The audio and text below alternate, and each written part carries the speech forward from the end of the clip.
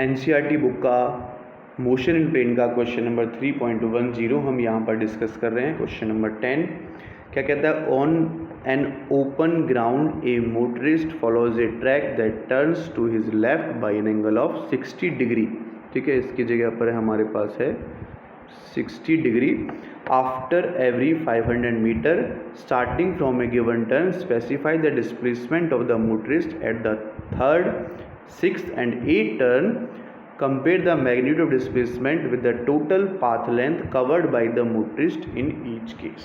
Okay, ये क्या कह रहा है कि मोटरिस्ट है तो वो पहले 500 मीटर चलता है, फिर 60 से टर्न हो जाता है, फिर 500 मीटर चलता है, फिर 60 से टर्न हो जाता है, फिर 500 मीटर चलता है, फिर 60 से टर्न हो जाता है।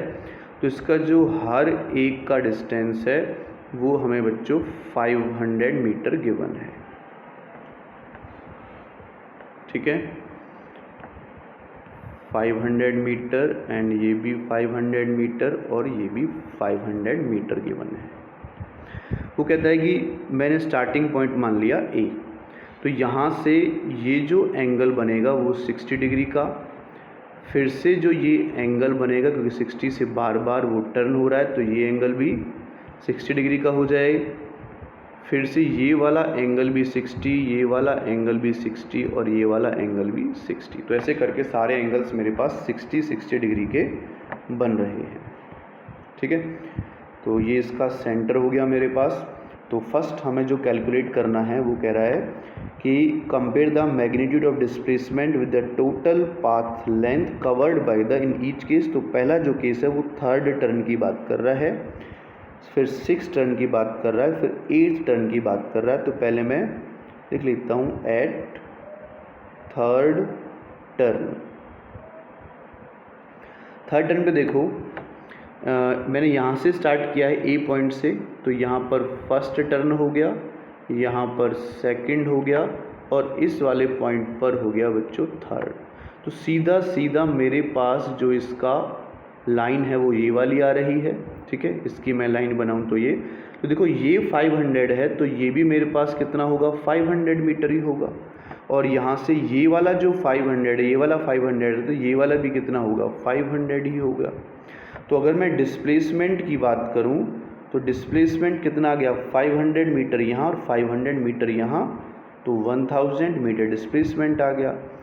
और अगर मैं डिस्टेंस की बात करूं, ठीक है, तो 500 यहाँ से यहाँ तक गया, फिर 500 यहाँ, फिर 500 यहाँ, तो 1500 मीटर मेरे पास यहाँ पर इसका डिस्टेंस आ गया। ठीक है, इसका फर्स्ट पार्ट कर लिया। अब सेकंड में बात कर रहा है वो 6th टर्न की। तो देखो यहाँ से फर्स्ट, सेकंड, थर्ड, ये 4th, ये 5th, 6th वो वापस वहीं आ गया। तो एट 6th टर्न अगर मैं 6th टर्न की बात करता हूँ तो डिस्प्लेसमेंट कितना हो गया 0 हो गया, वहीं आ गया।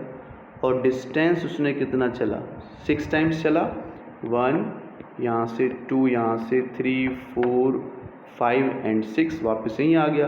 तो सबको ऐड करूँगा तो कितना आ जाएगा 3000 मीटर आ गया। अब मैं बात कर लेता हूँ third point eight 8th turn की।